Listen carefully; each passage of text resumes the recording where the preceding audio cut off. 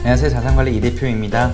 오늘은 주식 투자를 할 때 사용되는 보조지표에 대해서 알아보고 그 보조지표를 활용하는 방법들까지도 안내를 드리도록 하겠습니다. 일단 영상은 키움증권 기준으로 좀 설명을 드리도록 하고요. 다른 증권사도 거의 대동소이하니 관련해서 참고해 줘 보시면 좋을 것 같습니다. 일단은 주식 투자할 때 있어서 가장 기본이 되는 것 중에 하나가 이동평균선이라고 하는 겁니다. 지난번에 한번 이동평균선에 대해서는 영상을 보여드렸는데요. 이 영상은 위에 링크에 다시 한번 띄워드리도록 하겠습니다. 이렇게 보시면 제이시언 시스템이라고 하는 기업입니다. 5일선이 보라 색깔이고요. 11선이 파란 색깔, 21선 황금선이죠. 노란 색깔, 그리고 61선 초록색, 121선은 이제 회색깔 이렇게 표기가 되어 있습니다. 보시면 여기 기본 차트라는 걸 선택을 해보면 차트에 기본적으로 21선, 121선, 61선 등의 이동평균선이 표시가 되어 있다라고 보시면 됩니다. 근데 이 짧은 이동평균선, 다시 말해서 5일선이나 11선 등의 이동평균선이 조금 더 긴 이동평균선, 21선이나 61선, 121선 등을 뚫고 위로 올라가는 흐름을 보여주면, 다시 말해서 강세 흐름을 보여준다. 다시 말해서 추세가 반전됐다라고 이해를 해주시면 됩니다. 제이시언 시스템이라고 하는 기업입니다. 단기적인 거래가 가능했던 기업인데요.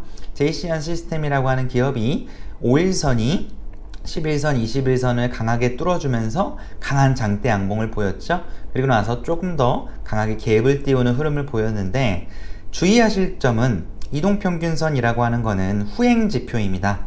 다시 말해서 종가를 이어준 선이기 때문에 절대적인 지표로 활용하시긴 좀 어려우실 수 있어요.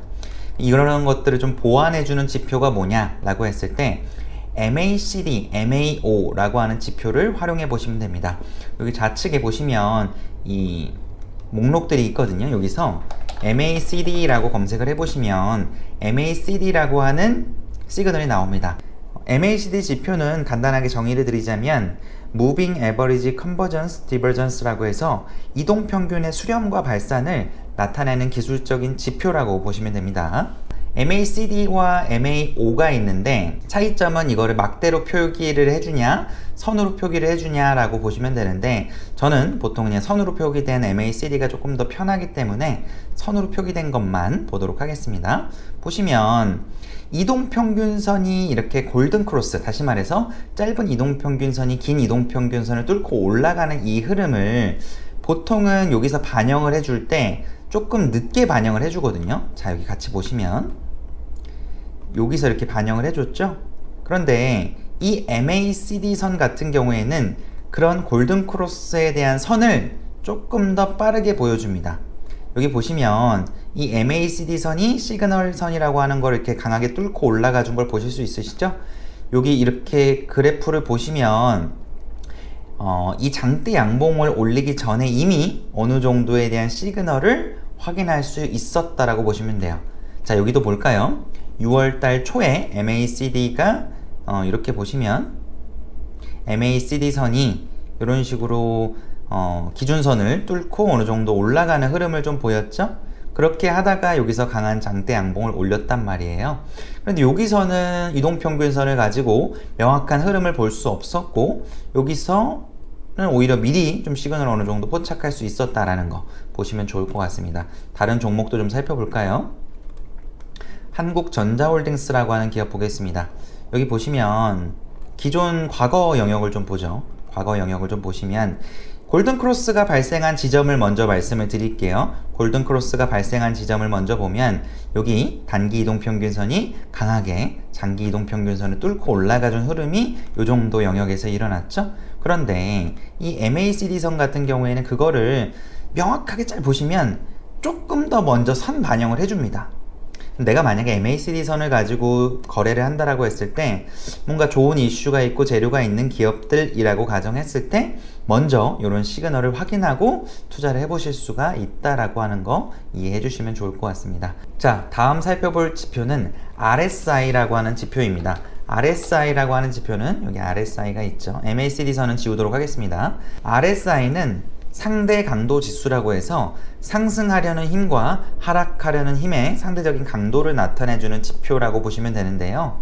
자, 여기 보시면 RSI 강도가 기본적인 지표는 70 정도에 서는 과매수, 다시 말해서 사람들이 너무 많이 매수를 했으니까 조금 경계하라 라고 보시면 되고, 30 정도에 서는 너무 사람들이 많이 매도했으니까 조금 매수하는 좋은 영역으로 삼아도 좋겠다 라고 보시면 돼요.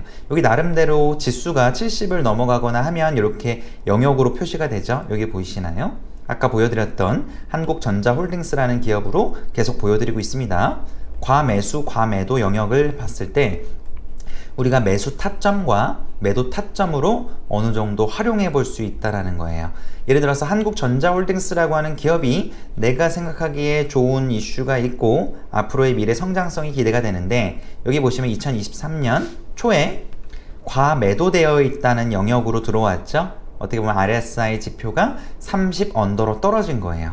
그런데 기업의 앞으로 성장성이 있고 좋은 이벤트를 가지고 있다라고 했을 때 이렇게 매수를 하는 거예요. 이때 영역에 매수를 하고 분할해서 매수를 할 수 있겠죠. 그리고 나서 시간이 질렀더니 좋은 이슈가 터져서 이렇게 상당히 강하게 영역이 나왔어요. 그럼 이때 우리는 최대 36% 정도까지의 수익을 단기적인 한두 달 안에 얻을 수 있었다라는 거. 여기서는 또 오히려 과매수 영역으로 들어왔죠.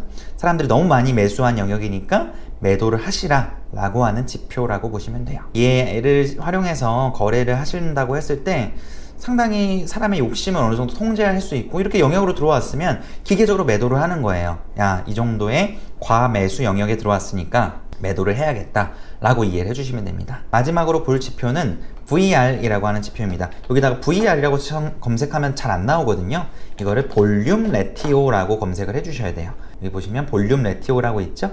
볼륨 레티오를 이렇게 볼게요. VR로 검색하면 안 나옵니다. VR 지표인데 볼륨 레티오라고 검색을 해주셔야 나옵니다.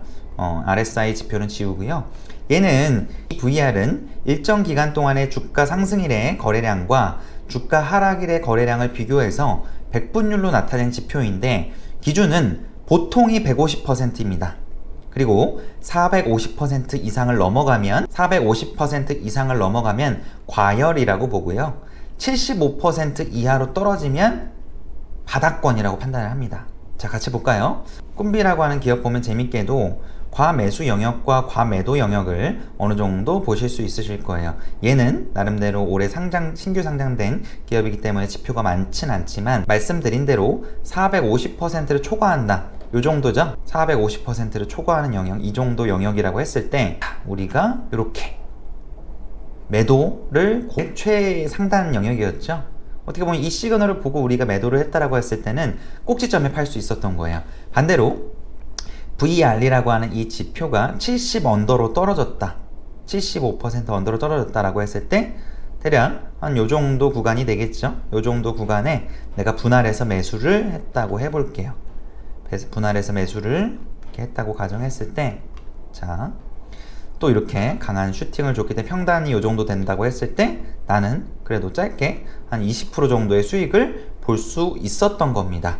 어떻게 보면 바닥권의 신뢰도가 높은 게 이 VR 시그널이기 때문에 어떻게 보면 고점에서도 활용할 수 있지만 바닥권에서 정확한 기업의 모멘텀과 좋은 재료들, 이벤트들이 있을 때 참고해서 진행을 해주시면 됩니다.